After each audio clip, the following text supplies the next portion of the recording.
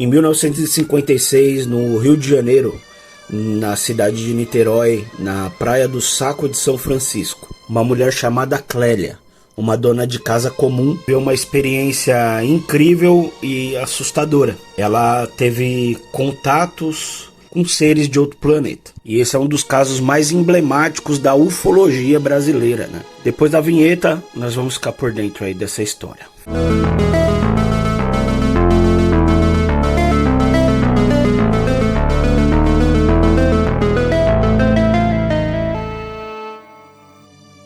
Em 10 de setembro de 1956, na Praia do Saco de São Francisco, na cidade de Niterói, no Rio de Janeiro, então com 22 anos, a mãe de duas filhas, uma de 1 ano e meio e outra de 3 meses de idade, estava no bairro para visitar uma casa que ela planejava comprar. A sua intenção era que o compromisso fosse breve, uma vez que ainda precisaria retornar para casa, né, para dar almoço para as crianças. E era cerca de 11 horas da manhã, a Clélia já tinha visto a casa e agora ela estava no ponto de ônibus para voltar. E o ponto, ele ficava localizado bem na beira da praia, né, da Praia do Saco. E aí ela tava aguardando o ônibus e o ônibus passava de 1 em 1 hora, né, e aquele dia o calor ele tava muito intenso. Então a Clélia, ela aproveitou para sentar nas pedras ali da praia para ficar olhando o mar, ver a movimentação do povo que tava na praia. E naquela época, essa praia, ela não era muito movimentada, ela era quase deserta, tinha pouquíssimos banhistas, pouca movimentação de veículo ali naquele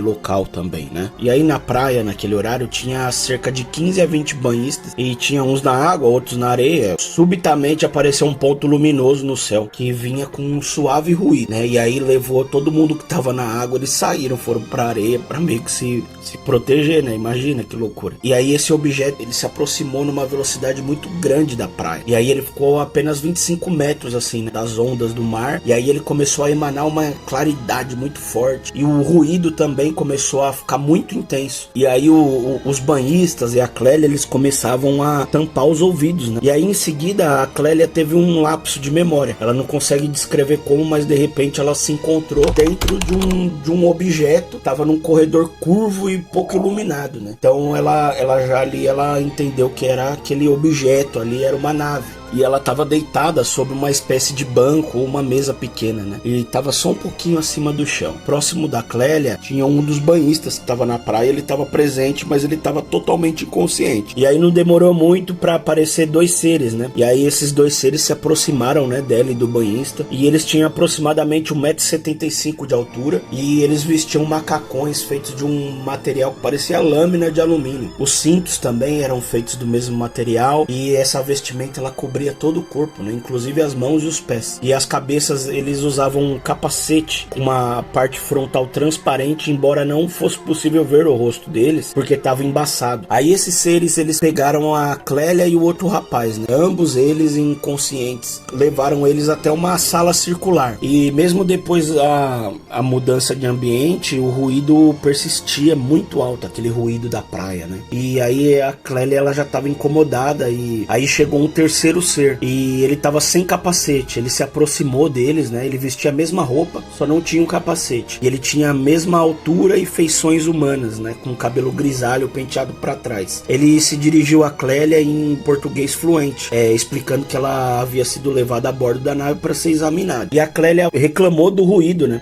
Da nave. E aí o ser, ele assegurou a ela que diminuiria em breve esse ruído. Esse ser explicou também que o rapaz estava inconsciente porque ele não ia conseguir suportar essa realidade, para evitar que ele entrasse num colapso nervoso. Por outro lado, a Clélia podia permanecer consciente porque ela ia conseguir aceitar a situação com mais tranquilidade. Ela foi colocada em uma espécie de maca próxima à parede da sala, onde um aparelho quadrado estava fixado, né? Esse aparelho possuía uma espécie de sanfona e podia ser movimentada para qualquer direção, né? A sanfona foi posicionada ao redor do corpo da Clélia durante os exames, que duraram aproximadamente 5 minutos, enquanto uma luz roxa era projetada sobre o corpo dela, né? E era uma luz contínua. E aí no final esse ser quis continuar conversando com a Clélia, né? Ela lamentou não ter uma máquina fotográfica, né, para registrar o momento.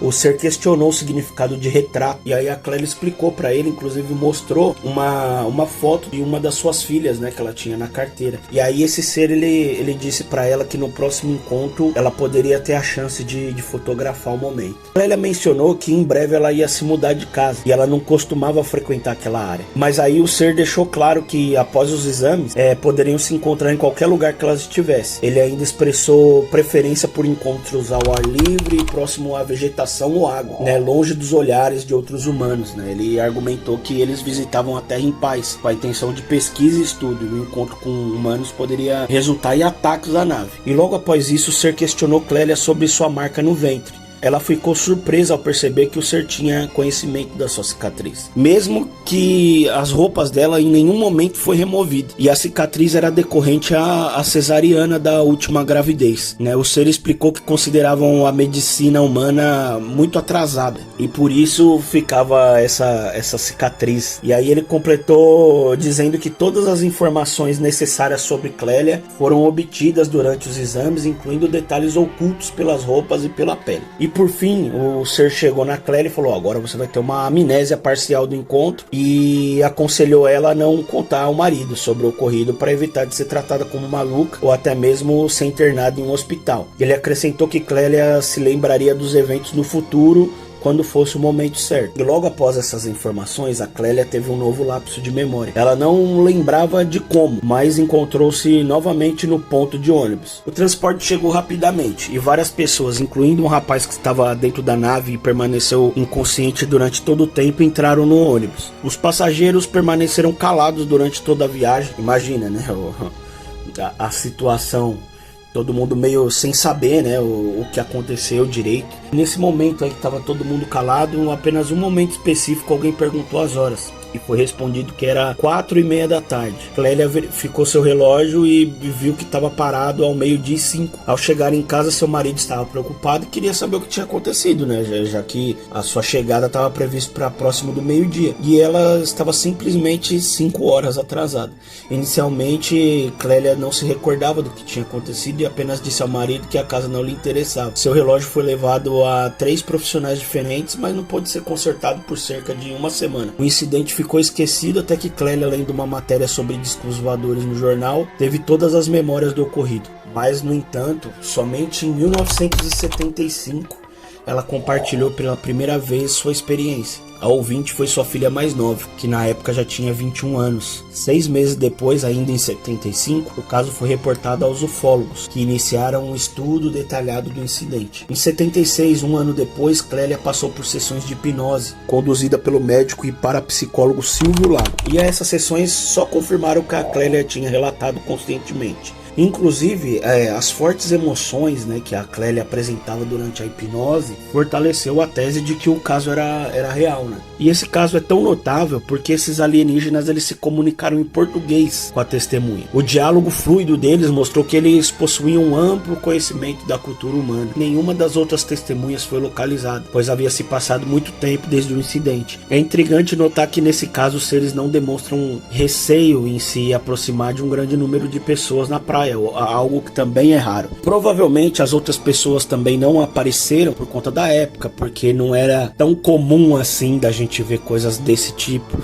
então as pessoas também ficavam com medo de serem internadas, né? E antigamente essas internações eram bem torturantes também, a pessoa comia o pão que o diabo amassou. E é isso, eu vou ficando por aqui, na próxima eu volto com mais assuntos parecidos. Fui, falou!